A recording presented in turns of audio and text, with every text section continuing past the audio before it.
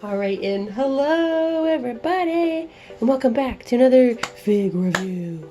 Whoa, so it's the big G.E.M Rengoku Kyojuro figure. This was a gift from a friend, so thank you very much to you know who you are. But I'm very excited. This was, like I said, it's a little bit out of left field for me, but I'm still really excited because I still like Rengoku. He's still really good. And this figure looks so detailed. G.E.M tends to have really nicely detailed figures, so I'm very, very, very excited. But the box.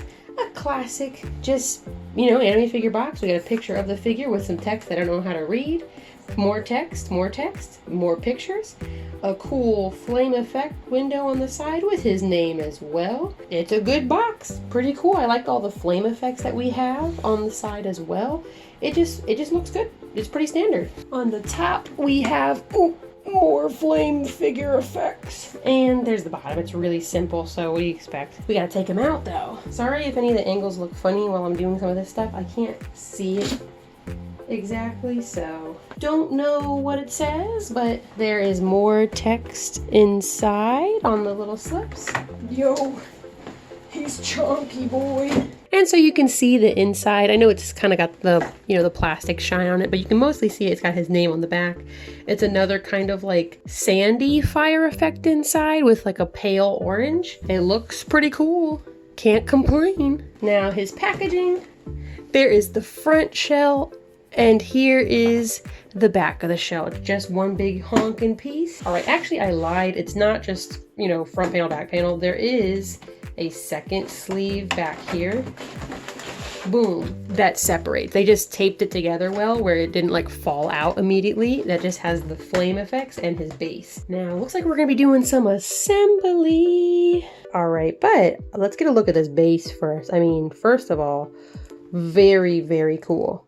We love a good effect base, like especially to this degree. This is the most decorated base that I have in my household right now. So this figure is quite different. Really cool stone decorated ground with all the details of like the dirt and like making it look burnt, having it be like lighter in the front and darker here. You can see that there's metal pegs for him. We love metal pegs. This is gonna be sturdy. He's got his cool big flames going from this clear orange to this clear red on top, but a very deep, nice red on top here. There's little flame effects at the bottom too. This is a good base. It's kind of soft too, actually. He's got two big fire effects. This is the first one that I just happened to pull out. There's not really an order, but you can see there's lots of the same nice bright oranges and deep reds. Really cool, like how they blended those together. Lots of texture in the flames. And this pops on here. You can kind of see how they are supposed to fit together there. You just pop it in though. Ooh, look how big. Yo! The second flame piece, much smaller to its other brother, but still very cool and unique shape. Same bright colors, good texture. This is nice. They can't all be big flames. Once again, you can kind of see how these attach here. There's a distinct shape for them. I like how they cross each other. Don't cross me, brethren, for you are but a teeny tiny little flame. Now this flame piece doesn't really get a good satisfying snap like the other one did. There's no instructions either, so you kind of just have to go at it. But there's not like a good satisfying snap like you might get for this first one, but it does still stay in there pretty well where I'm like, it's not falling out, so it's fine. Now this is really nice. I didn't mention it. It was on the other one as well, but they do have these like really thin foam pieces inside the packaging to keep it safe and to keep them clean. Once you actually go to take him out though, he does have one larger plastic wrap on him to keep him safe. This is a really big figure, so sorry guys, but this is what it looks like for the swords. I will take them out off screen though. Ooh, look at him there. Ooh, ooh, ooh. Now I'm going to attach him to his base first here. So the pegs line up with his feet. Pretty self-explanatory there. Now he is sensitive. You have to be very careful with him. His cape is a hazard for sure. But he's on his base. Let's go, baby. It's such a stupid face. I want to show his sword because the sword looks so nice. His sword has a nice metallic shine to it with all the flame effects. It's got the text at the bottom really well detailed. Like you can very clearly see all the different lines and strokes in the characters. There's a nice thin line for the actual edge of the blade. The very cool fire hilt. Ooh, ooh. And then the actual handle. Very nicely detailed. I remember when I saw this in the box, I was like, ooh, the sword is fierce. And just so we can see it really quick, this is the sheath of the sword. It's got this really cool interlacing, like with the back and forth with the metal and then the cloth effect. They did a really clear and clean job of the paint and the transitions on this and all the lines. There's gold on the end and there's gold on the top. So there it is. Just kind of slides in. This isn't like super secure, his sheath, but you know, it does slide in really easily. However, this could very easily knock out, which is unfortunate, but it's an easy fix at least. We're gonna go ahead and put his sheath in his hand, and then we're gonna put his sword inside of his hand. Boom. This one goes in and stays in a lot better than the actual sheath. It doesn't feel loose. Like this one I could tap it and it would fall out. I'm not going to do that because I know what's going to happen, but this one's very secure in his hand, so very nice. Now, sword is delicate, sheath is a little bit delicate, but not as bad, but this could definitely break, and his cape could definitely break. Already for sure definite issues I could see with this, but look at him, he looks so good. Let me get some of that light off of him a little bit. Not quite so bright. I wish I had a light that I could put underneath of him. Having these flames light up would look so cool. Oh, that's cool. I didn't look at the bottom. That's different. It's like hollow underneath. But we're gonna do a top to bottom look at him here, just so you can see him up close and personal. It's just you and Rengoku. So his face, his signature standard Rengoku face. I mean, he's not being super expressive, but he kind of isn't very expressive because he just always is smiling and he has his bullseye eyes. So, you know, his crazy silly face. He's got his big thick eyebrows. There's lots of really nice detailing inside the eyes too, like with the lines in the kind of brow bone here and then underneath the eyes. That's just a really nice touch to kind of add that dimension. His mouth is nicely colored. I like that they use this really lightly dusted kind of brown on the inside just to make sure that it's still there, still stands out, but it's not too intense. They did put some shading into his actual head. You can kind of see that there is some shading here and here on his forehead, a little bit under his chin, and some in the back behind his hair. Now his hair, big fluffy hair with his little man bun in the back. It kind of blends in from this angle, but you get the idea.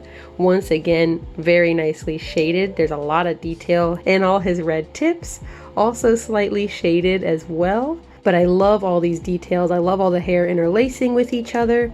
Even with how thick his hair is, it just looks really well. And like even these like red pieces peeking out at the bottom are just so cool. Look at his ear. His ear's detailed too. Whoa, he's got detailed ears. His torso, he's got like a kind of brown color to his uniform. It's not a stark black. They never do a stark black for any Demon Slayer figures. You know, some characters are blue or red. You get the idea. All of the gold buttons in very cleanly and nicely painted, and there is a little bit of a design to them as well. Sorry, it's all shaky. He's heavy and he's kind of big, so I can't really put him where I normally would, but really, really nice with the button details. And you know what too, zooming in, you can see some of the curves in his fabric are due to like the buttons. So that's a really nice way of how they actually posed the fabric on this. His belt, also very well detailed. There's different, like the silver trim, these like little silver lines going down, the belt buckles, and the little holes in the belt. Very cool. His cape is huge. Huge, huge, huge cape. Now this I mentioned is a little bit delicate. You can hear how thin this sounds. Now it is hard, but it's brittle, which is what scares me. But there is lots of nice shading. We got the red tips on the bottom with the flame, and then the gold peeking out for Rengoku's signature design. There's like little gray shading inside of each of these cape folds, but very light shading, so not too distracting or intense. His brown pants, also nicely shaded. You can see the deep colors in these deeper folds. And then there is even like the highlighting on like those front lines of his pants. So really well detailed and also very well sculptured. Can't really see much in here. You can see the text on the back of his uniform. Even if it is hidden, it is still very distinctly printed on the back. And there is still a lot of nice detailing with the actual folds in his uniform on the back here. But obviously it's covered up by the flame, so harder to see. And you know, we got his booty. It's flat. it's in pants. It's not exciting, but you know. Now the feet have a lot of detail as well because he's got his crazy flame like leg warmer things on here.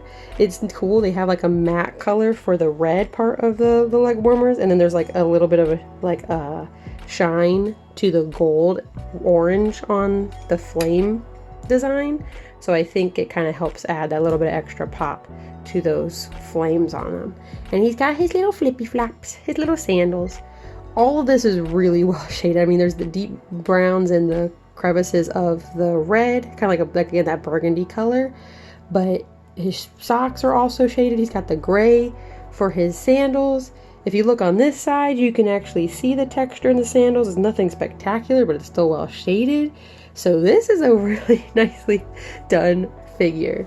But here is Rengoku all finalized.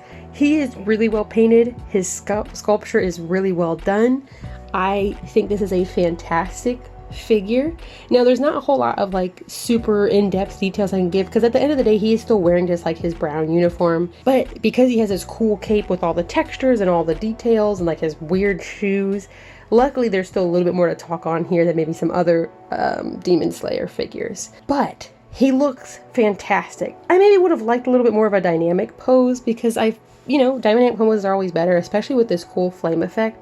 Having him do something a little bit more than just walking forward, I think would have looked really cool. I still really, really like it. The sword was super cool looking. Everything is cleanly painted. There wasn't like a single paint issue. I think there was maybe like one teeny tiny one. And that happens. You really can't have that not happen. So very well done. Very well done. I will post more pictures of him on my Instagram at Desunasis. You can see all my Inosuke collection on there as well, because I do like Demon Slayer. And I have all these other lovely places that you can find me and follow me. Right now I'm at Otakon, so there's lots of probably cosplay pictures that are going to be going up soon and are going up right now. So you should come and check it out. Whoa! Either way, that's going to bring us to the end of this video. I hope you had a great rest of your last week, and I hope you have a great rest of your next week, and I'll see you guys later. Bye!